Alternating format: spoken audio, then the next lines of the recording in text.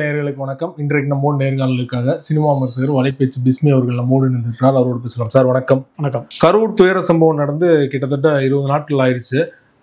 அந்த சம்பவத்துக்கு முன்னாடி இருந்த விஜய்க்கு ஒரு பெரிய அளவுல ஒரு எதிர்பார்ப்பு இருந்தது. ஜென்ரலான மக்கள் மத்தியிலே பார்த்தீங்கன்னா அந்த சம்பவத்துக்கு அப்புறம் விஜயோட செயல்பாடுகள் சரியில்லை. இப்படி கட்சியில இருந்து யாருமே பார்க்கல. கட்சியில இருந்து என்ன சொல்றது, எல்லாம் தலைமறைவாயிட்டாங்க. பொதுச் செயலாளர் தலைமறைவாயிட்டாரு. விஜய் பேசின வீடியோலையும் பார்த்தீங்கன்னா கிளாரிட்டி இல்லை. அவர் எங்கேயுமே பொறுப்பேற்றுக்கல. ஆனா பாதிக்கப்பட்ட மக்கள்கிட்ட போன்ல பேசும்போது பார்த்தீங்கன்னா நான் பொறுப்பேற்று கண்ணீர் விட்டார் அப்படிங்கிற மாதிரியான தகவல் வந்துகிட்டு இருக்கு இல்லையா?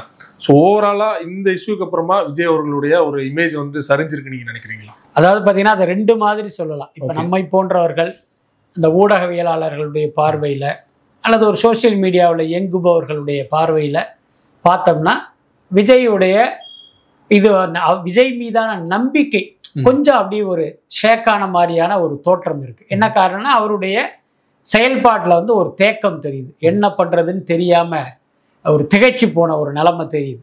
ஆனால் மக்களுடைய பாயிண்ட் ஆஃப் வியூ எப்படின்னு பார்த்தீங்கன்னா விஜயனுடைய செல்வாக்குங்கிறது கொஞ்சம் கூட குறையலை. சொல்லப்போனால் முன்னை விட அதிகமாயிருக்கு. நீங்கள் சொன்ன மாதிரி அந்த கரூர் 41 பேர் உயிரிழப்புக்கு விஜயனுடைய வருகை தான் காரணம். விஜயை பார்க்க வந்து தான் அந்த உயிர் போச்சு, அதில் மாற்றம் இல்லை. ஆனால் மக்களை பொறுத்த வரைக்கும் இந்த சாவுக்கு விஜய் காரணம் இல்லைங்கிற ஒரு தெளிவு மக்கள்கிட்ட இருக்கு. என்ன காரணம்? பாதிக்கப்பட்ட மக்களே விஜய்க்கு எதிராக பேசல. ஆமாம், அதாவது அந்த உயிரை பறி கொடுத்தவர்களுடைய குடும்பத்தினரே விஜய் மேலே குற்றம் சொல்லலை. விஜய்க்கு பாசிட்டிவாக தான் சொல்கிறாங்க. இத்தனைக்கு விஜய் வீடியோ காலில் பேசின பிறகு கிடையாது, அதுக்கு முன்பிருந்தே அவங்க இல்லை விஜய் மேல தப்பு இல்லைங்கிற அந்த மனநிலையில தான் அவங்க இருக்காங்க. என்னன்னா இந்த விபத்து தொடர்பாக நிறைய கேள்விகள், நிறைய சந்தேகங்கள், அது ஒரு பெரிய அளவுல மக்களை ரீச் ஆயிடுச்சு. விஜய் வந்தாரு, இந்த மாதிரி நடந்துருச்சு, இந்த இடத்த யார் கொடுத்தது, ஏன் இவ்வளவு நெருக்கடியான ஒரு இடத்த ஒதுக்குனீங்க அப்படிங்கிற ஒரு கேள்வி வந்துருச்சு. அதுக்கப்புறம் அன்பில் மகேஷ் பொய்யாமொழியுடைய அந்த கண்ணீர், அப்புறம் செந்தில் பாலாஜி அந்த ஆஸ்பத்திரிக்கு எப்படி இவ்வளவு சீக்கிரம் போனாருங்கிற கேள்வி, திமுகவுடைய மருத்துவ அணின்னு ஒரு ஸ்டிக்கர் ஓட்டின ஆம்புலன்ஸு, இந்த மாதிரி நிறைய கேள்விகள், அங்கே நடந்த பவர் கட்டு, இதெல்லாம் வச்சு வந்ததுக்கப்புறம் மக்களுக்கே மெல்ல இந்த கேள்விகள்லாம் பரவ ஆரம்பிச்சு. ஆனால் நிறைய கான்ஸ்பிரசி தியரிஸ் தானே அதுலேருந்து வந்துச்சு. இந்த மாதிரி நடந்திருக்கலாம். ஆனால் அதற்கெல்லாம் அரசு அதிகாரிகள், அந்த கலெக்டர், அப்புறம் உள்துறை செயலாளர்லாம் விளக்கம் கொடுத்துட்டாங்க. கன்வின்சிங்காக தான் இருந்தது. வீடியோக்கள்லாம் எல்லா ஆங்கிள் இருந்துமே கிட்டத்தட்ட ஒரு 40-50 வீடியோக்கள் நானே பார்த்துருப்பேன். எந்த இடத்துலயுமே பாத்தீங்கன்னா திட்டமிட்டு யாரோ இது பண்ணாங்க, அந்த மாதிரி சதி இல்ல, அது அல்ல அர்த்தம். அந்த மாதிரி எதுவுமே நடக்கல. இல்ல என்ன சிக்கல் அப்படின்னா அந்த மாதிரி ஒண்ணு நடந்த இந்த உயிரிழப்பு என்பதை தாண்டி இவர்களுக்கு சங்கடத்தை கொடுப்பதற்காக போதுமான பாதுகாப்பு கொடுக்கல. புரியுதா இல்லையா? ஒரு நெருக்கடியான ஒரு இடத்த கொடுத்து இவரை சிக்கல்ல ஆளாக்கிட்டாங்கிற மாதிரியான அந்த டோன் மக்கள் கிட்ட இருக்கு. இவங்க கேட்ட இடத்துல கொடுத்திருந்தனா இதை விட உயிரிழப்புகள் அதிகமா இருக்கும் அப்படின்னு அவங்க சொல்றாங்க இல்லையா? அது அவங்க சொல்றாங்க. ஆனா இவங்க என்ன சொல்றாங்கன்னா நாங்க கேட்ட இடத்த கொடுத்திருந்தா இந்த சம்பவமே நடந்திருக்காதுன்னு இவங்க சொல்றாங்க. அதனால அது என்னங்கிறது நமக்கு தெரியாது. ஆனா என்னன்னா இந்த மாதிரியான கேள்விகள், சந்தேகங்கள்லாம் மக்கள்கிட்ட பரவுனதுனால விஜய் மேல அவங்களுக்கு எந்த கோபமும் திரும்பல. அதுக்கு இவர் காரணம் இல்லைங்கிற மாதிரியான ஒரு எண்ணம் மக்கள் கிட்ட வந்துருச்சு. அதனால மக்களை பொறுத்த வரைக்கும் மக்கள் மத்தியில விஜய்க்கான செல்வாக்குங்கிறது குறையல அல்லது கூடி இருக்கு. ஓகே, ஆனா அதுதான் குறையல அப்படிங்கறத நம்ம எடுத்துக்கலாம். ஏன்னா அவர் மேல யாருக்கும் சந்தேகம் வரல, அவர் என்ன பண்ணுவார் அப்படின்னு தோணிருக்கலாம். ஆனா கூடி இருக்கிறது அப்படிங்கிறது எந்த ஆஸ்பெக்ட்ல நம்ம எடுத்துக்கிறது இல்ல. அதுதான் என்னன்னா இப்ப இவர் பாருங்க, அரசியலுக்கு வரும்போது இப்பயே இந்த மாதிரியான ஒரு நெருக்கடி எல்லாம் கொடுத்துட்டாங்களே, இப்ப ஏற்பட்ட ஒரு சம்பவத்தினுடைய பழிபாவமே அவர் மேல போகுது. என்ன ஒரு அரசியலுக்கு வர்ற நடிகரை இப்படியா பண்றது? ஸோ இந்த மாதிரியெல்லாம் பாமர மக்கள் பேச ஆரம்பிச்சிட்டாங்க. இது எதுவுமே நம்மளுடைய அனுமானம் இல்லை. இப்போ உங்களை போன்றவர்கள் கரூருக்கே நேரடியாக போய் அந்த களத்திலேயே பல பேரை சந்திச்சு அவங்க பேட்டிகள் போடுறதெல்லாம் நம்ம பார்க்குறோம். அவர்கள் வெளிப்படுத்துகிற கருத்துக்களா இதெல்லாம் இருக்கு. குறிப்பா மெயின் ரீசனே பார்த்தீங்கன்னா 7 மணி நேரம் விஜய் அவர்கள் தாமதமாக வந்ததுதான். இவங்க பெர்மிஷன்ல நாங்கள் காலையிலேருந்து சாயந்தரம் வரை கேட்டிருந்தாலுமே முதல் நாள் மதியம் புசியானந்த் சொன்ன வீடியோ கூட இருக்குது. 12 மணிக்கு கரூர் வந்துருவாரு, 12 மணிக்கு 1 மணிக்கு சொல்றாரு. ஆனா அவர் வந்த டைம் பாத்தீங்கன்னா இரவு 7 மணி. இவர் தாமதமா வராம சீக்கிரம் போயிருந்தாலே இவ்வளவு உயிரிழப்பு தடுத்துக்கலாம் இல்லையா? அதை விஜய் உணர்ந்தாரா? இல்ல ஒரு விஷயம் புரிஞ்சுங்க, நம்ம தாமாதமா போகணும்னு யாரும் நினைக்க மாட்டாங்க. அதுக்கு அடுத்து ஆனா 8:15 8:30க்கே அது தாமதம் தானே. இன்னொன்னு புரிஞ்சுங்க, விஜயனுடைய சுற்றுப்பயணம்ங்கிறது அன்றைக்கு கரூருக்கும் நாமக்கலுக்கும் போறதுதான். தமிழ்நாடு தழுவிய சுற்றுப்பயணம் இல்லை. இப்போ ஒரு தமிழ்நாடு தழுவிய சுற்றுப்பயணம் ஒருத்தர் போறாருன்னா இந்த ஊருக்கு காலையில் 7 மணிக்கு வருவார், அந்த ஊருக்கு 9 மணிக்கு வருவார், இன்னொரு ஊருக்கு 12 மணிக்கு வருவாருன்ட்டு அந்த டைம் போயிட்டே இருக்கும். இதை பொறுத்த வரைக்கும் அந்த 2 ஊருக்கு தான் வர்றாரு. அப்படி வர அவர் எப்படி 8:30 மணிக்கு எப்படி அங்க வருவாரு? யார் சொன்னது உங்களுக்கு? 8:30 மணிக்கு தானே அவர் வீட்டுல இருந்தே கிளம்புறாரு. அவர் ஷூட்டிங் ஜாப் போறாரு அதிகாலை 4 மணிக்கு கிளம்புறதுக்கு. இல்ல காலையில 8:15 அங்க போட்டிருந்தாங்க. அதுக்கப்புறம் மதியம் 1 மணிக்கு கரூர் வந்துருவான்னு புஷி ஆனந்தே சொல்லியிருக்காரு. புஷி ஆனந்த் அல்ல. இப்ப என்னன்னா கரூர்ல இவங்க என்ன பண்றாங்க, போலீஸ் என்ன பர்மிஷன் கொடுத்திருக்கு, 3:30 நைட்டு 10 மணி வரை விஜய் வருவதற்கு பர்மிஷன் கொடுத்திருக்கு. அப்புறம் எப்படி வெளிப்படையா புஷியானந்த் சொல்லியிருந்தாலே பிரச்சனை இல்ல. இங்க என்ன சிக்கல் நடந்துருச்சு அப்படின்னா, விஜயினுடைய சுற்றுப்பயணத்துல அங்க வரப்போற டைம்ங்கிறது இதுதான். அவர் 7 மணி நேரம் தாமதமாவெல்லாம் வரல. போலீஸ் அவர்களுக்கு ஒதுக்கிய நேரத்தில் தான் அவர் வரப்போறாரு, வந்துட்டாரு.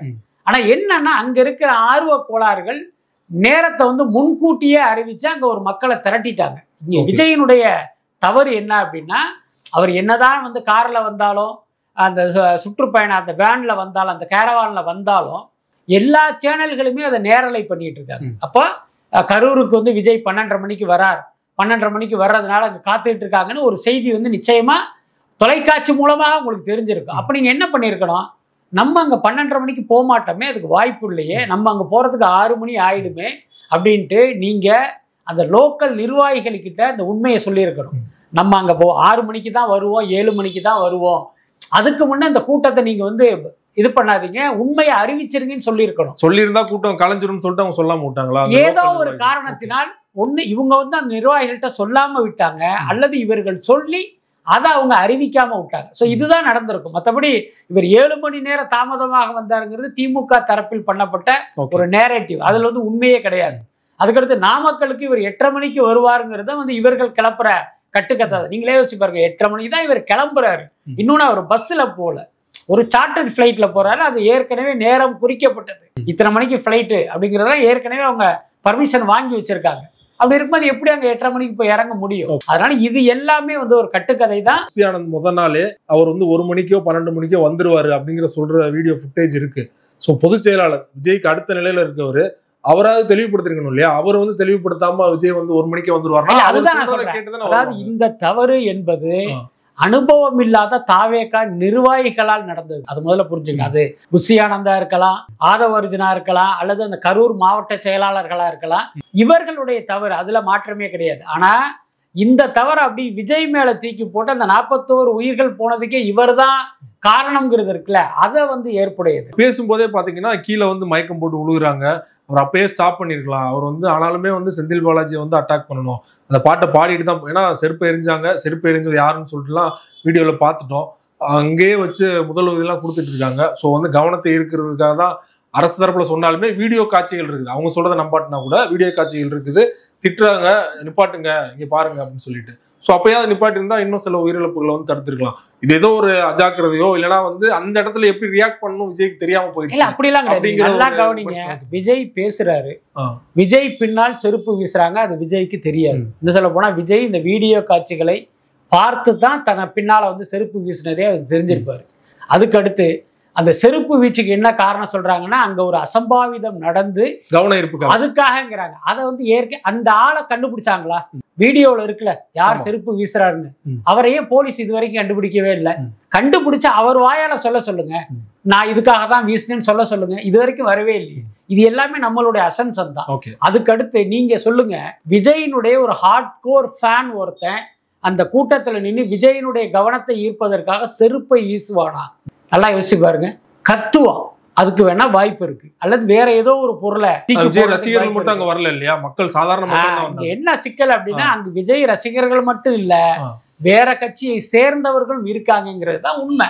அதுதான் அதை வெளிப்படும். அந்த சதி அப்படிங்கறத நீங்க நம்புறீங்களா? நான் நம்புறேன், அவ்வளவுதான். மற்றவர்கள் நம்புறாங்களான்னு தெரியாது. அந்த செருப்பு வீசிய சம்பவம், அந்த செருப்பு வீசியவன் யார் அப்படின்னு இதுவரைக்கும் உங்களுக்கு தெரியவே இல்லை. பல பேர் பாத்தீங்கன்னா அருணா ஜெகதீசன் விசாரிக்கும் போது சில பேர் போய் கருத்து சொல்றாங்க.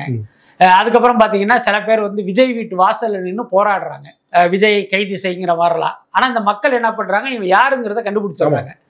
இவர் திமுக இந்த பொறுப்புல இருக்காரு, இவர் போன வாரம் செந்தில் பாலாஜியோட போட்டோ எடுத்தவருன்னு எல்லாத்தையுமே எடுத்து போட்டுக்கிட்டு இருக்காங்க. அந்த மாதிரி அந்த செருப்பு வீசினவனே நீங்க கொண்டாந்து நிறுத்துறீங்க அப்படின்னா அவனுடைய ரிசி மூலம் என்னங்கிறது வெளியில வந்துட போகுது. அவன் உண்மையிலேயே தாவேகா தொண்டரா, திமுக தொண்டரா, இல்ல எந்த கட்சியும் சாராத பொதுமக்களாங்கிறது தெரிய வந்துட போகுது. ஒரு பக்கம் போலீஸ் விசாரணை, இன்னொரு பக்கம் நீங்க சிறப்பு விசாரணை குழுவே நீங்க நியமிச்சீங்க. அப்ப கூட அவன் யாருன்னு நீங்க ஏன் போகவே இல்லை? இன்னும் சொல்ல போனா முதலமைச்சர் சட்டசபையில பேசுறாரு, அந்த செருப்பு வீசினதே அவருடைய கவனத்தை ஈர்ப்பதற்கு தான் நீங்க சொல்றீங்கன்னா, இப்போ உங்களுக்கு உறுதியா தெரிஞ்சிருக்கணும்ல. அவன் வந்து அந்த ஸ்டேட்மெண்ட் கொடுத்துருக்கணும்ல, நான் இதுக்காக தான் வீசினேன்ட்டு. அவன் யாருன்னே தெரியுதுன்னு நீங்க கண்டுபிடிக்கவே இல்லையே. அதனால இந்த விஷயத்தில் நிறைய கேள்விகள் இருக்கு, நிறைய சந்தேகங்கள் இருக்கு. மேபி கொடுத்துட்டாரா என்னன்னு தெரியல. நான் பார்க்கல அந்த மாதிரி வீடியோ வந்தது இல்ல, அந்த மாதிரி எதுவும் வரும். ஓகே. அதே போல இந்த சம்பவத்துக்கு விஜய் யாருமே, முதல்வர் அவர்களே வந்து எந்த ஒரு அரசியல் தலைவருமே தொண்டர் இறக்கிறத விரும்ப மாட்டாருன்னு ஓப்பனா சொல்லிட்டாரு. அதற்கப்புறமா விஜய் அவருடைய செயல்பாடுகளோ தாவேக செயல்பாடுகளோ உங்களுக்கு திருப்தியா இருந்தது நினைக்கிறீங்களா? புசியானந்த் தலைமுறைவானதோ நிர்வாகிகள் தலைமுறைவானதோ யாருமே வந்து இது குறித்து ஊடகங்கள்ல பேசாம இருந்ததோ?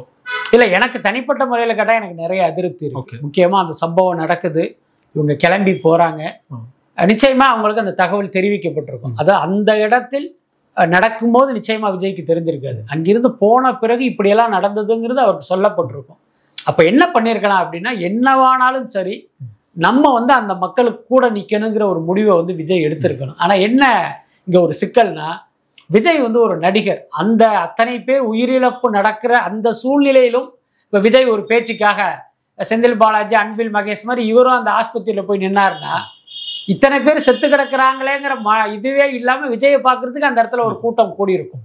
அதுக்கு அடுத்து இது எதுவுமே நடப்பதற்கு முன்பே நம்மளை நோக்கி ஒருத்தர் செருப்பை வீசியிருக்கான். அப்படிங்கும் போது இத்தனையும் நடந்த பிறகு நம்ம அங்க இருந்தோம்னா, யாரோ ஒரு சமூக விரோத கும்பல் ஏதோ ஒரு போர்வையில் நம்மளுடைய உயிருக்கு அச்சுறுத்தலை ஏற்படுத்துவதற்கு வாய்ப்பு இருக்கு. ஸோ இதையெல்லாம் கருத்தில் கொண்டு அவர் அங்க போகாம தவிர்த்துட்டார். இது வரைக்கும் நியாயம்னு கூட நம்ம எடுத்துக்கலாம். அதுக்கு அடுத்து இவர் இது வரைக்கும் ஊடகங்களை சந்திக்கல, ஓகே, அது வந்து உங்களுடைய இஷ்டம் தான். ஆனா அந்த திருச்சி ஏர்போர்ட்ல ஒரு குரூப் நிக்கிறாங்க ஊடகங்கள். அப்ப நீங்க என்ன பண்ணிருக்கீங்கன்னா, ஒற்றை வார்த்தை, இப்பதான் இந்த விஷயமே எனக்கு தெரியும், நாளை காலையில நான் விரிவா பேசுறேன் அப்படின்னு சொல்லிட்டு நீங்க போயிருந்தீங்க அப்படின்னா அது ஒரு ஏற்புடைய செயலா இருந்திருக்கும். அங்கேயே அதை அவர் மிஸ் பண்ணிட்டாரு.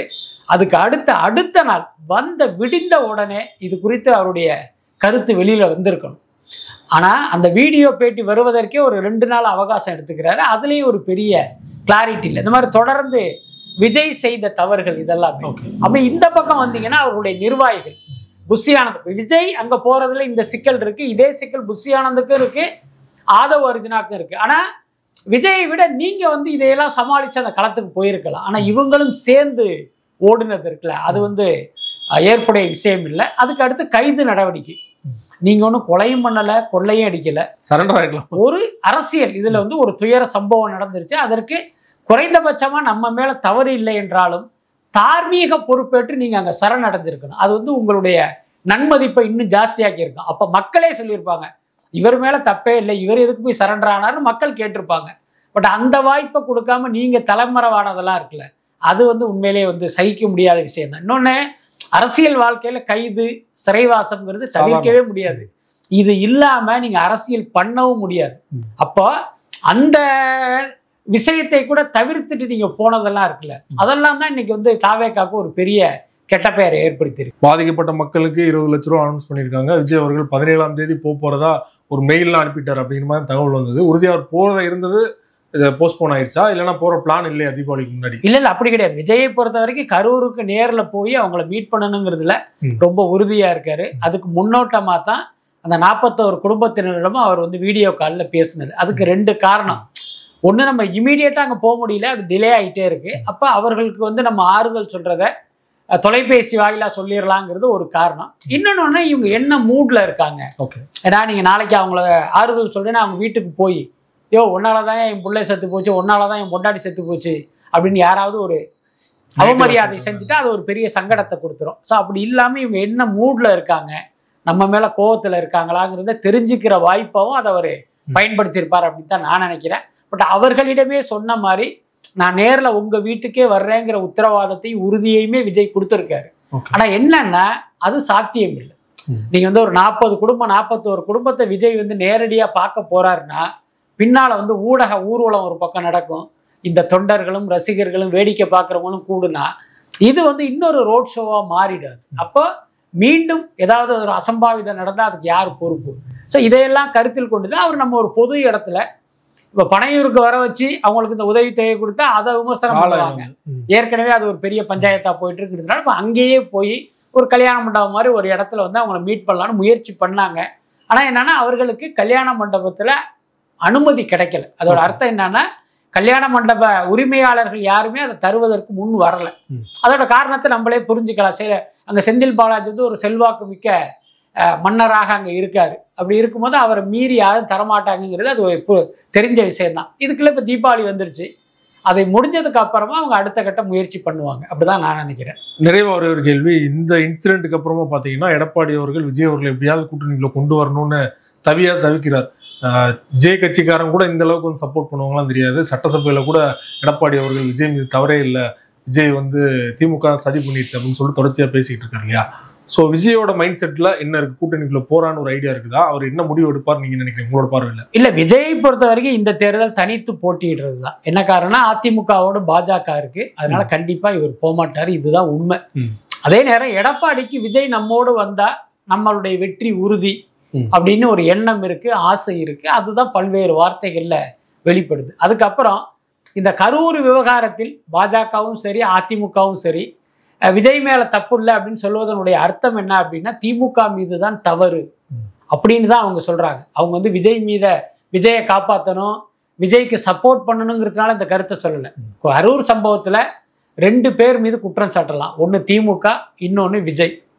இப்ப விஜய் மீது குற்றம் சாட்டுவதால் எடப்பாடிக்கு என்ன லாபம், அதிமுகக்கு என்ன லாபம்? ஒண்ணுமே கிடையாது. அப்போ திமுக மீது குற்றம் சாட்டினா அவர்களை ஆட்சி அதிகாரத்திலிருந்து அகற்றுவதற்கு இதை நம்ம வந்து பயன்படுத்தலாம், இதை வச்சு அரசியல் பண்ணலாங்கிற அடிப்படையில் அது வேற.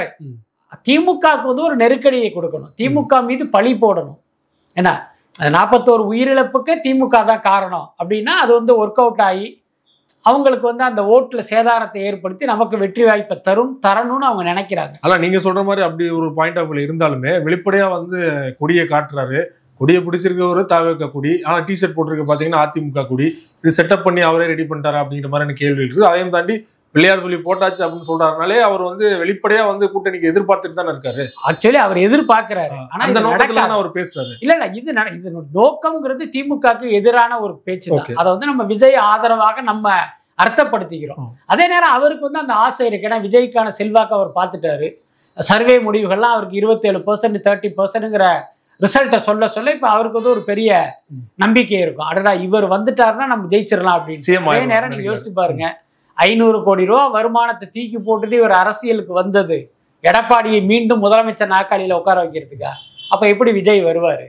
அதே நேரம் விஜயை உட்கார வைக்கிறதுக்கா இவர் கட்சி நடத்திட்டு இருக்காரு, அதுவும் கிடையாது. அதனால இங்கேயே ஒரு முரண் இருக்கு. அது என்ன இருந்தாலும் இந்த தேர்தலில் இப்படி ஒரு கூட்டணிங்கிறது சாத்தியம் இல்லை, அதுதான் உண்மை. ஆனா இந்த கால்குலேஷன்லாம் ஓகே. ஆனா ஒருவேளை வந்து ஓட்டு பிரிஞ்சுனா திமுகவுக்கு தான் சாதகமாகும். 2026 தேர்தலில் ஒருவேளை திமுக மீண்டும் ஆட்சிக்கு வந்தனா அந்த 5 வருஷம் விஜய் வந்து அரசியல் பண்றதே வந்து கடினமா இருக்கும் அப்படிங்கிற பார்வை வைக்கப்படுது. இதெல்லாம் யோசிப்பாரு விஜய். இல்ல கண்டிப்பா அதுல மாற்றமே இல்லை. அதுக்காக பாத்தீங்கன்னா நீங்க ஒரு பாஜக கூட்டணி அமைச்சார் அப்படின்னா இவருடைய அரசியலே அஸ்தமனம் ஆயிடும். அதை அவர் செய்ய மாட்டாரு. இன்னும் சொல்ல போனா அது விஜய்க்கும் தெரியும். 2026 நாம் நினைத்த வெற்றி கிடைக்காது, 2031 தான் இலக்குன்னு அது விஜய்க்கும் தெரியும். அதே நேரம் அவங்க வந்து இதை ஒரு அனுபவத்துக்கான ஒரு பயிற்சி காலமாக கூட அதை எடுத்துக்குவாங்க. அதனால அது ஒரு பெரிய பிரச்சனை இல்லைன்னு தான் நினைக்கிறேன். ரொம்ப நன்றி சார். சினிமா மற்றும் அரசியல் தொடர்பாக பல்வேறு விஷயங்கள் என்னோட பகிர்ந்து கொண்டீங்க. மிக்க நன்றி. ரொம்ப நன்றி.